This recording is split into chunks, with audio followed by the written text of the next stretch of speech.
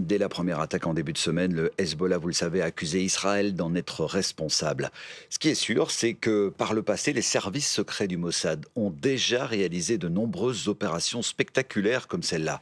Il faut dire que l'organisation dispose de moyens impressionnants au service d'un objectif, la défense d'Israël. Benjamin Samin, Thomas Kiné. Munich, en septembre 1972, un commando de 8 Palestiniens attaque le pavillon de l'État hébreu en plein cœur du village olympique. Au cours de cette prise d'otage visant des athlètes israéliens, 11 ont été assassinés. Le Mossad lance alors l'opération Colère de Dieu. Objectif, éliminer les auteurs directs ou indirects du massacre. Une mission autorisée par le Premier ministre et qui durera plus de 20 ans. Le directeur du Mossad est placé sous l'autorité directe du Premier ministre en exercice, avec les implications qui en découlent dans le cadre de conflits armés, puisque les règles de droit international sont dès lors applicables aux services secrets comme outils de l'État israélien. Novembre 2020, l'architecte du programme nucléaire iranien est assassiné sur ses terres. Son convoi de véhicules a été ciblé par une explosion et attaqué par une mitrailleuse lourde télécommandée par satellite. Simon est belgo-israélien.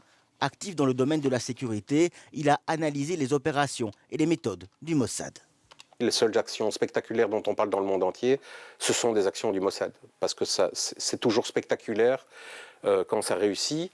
Et c'est réfléchi d'une manière out of the box. On va aller jusque dans les petits détails.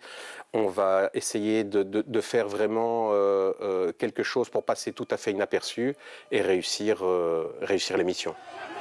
Il y a quelques mois à Vienne, des concerts de la star Taylor Swift sont annulés à cause de projets d'attentats islamistes. Les informations sont en provenance du Mossad.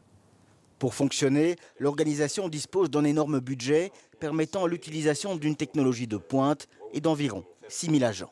Des gens qui sont issus du militaire, des gens qui sont issus du civil, chacun avec son expérience, avec ses avantages, avec ce qu'il peut apporter. Et c'est la réussite de tout ça, c'est de faire une équipe de tous ces gens pour que chaque mission soit un succès. Les opérations connues sont généralement celles qui ont du succès, mais de nombreuses missions restent non révélées et certaines d'entre elles sont des échecs.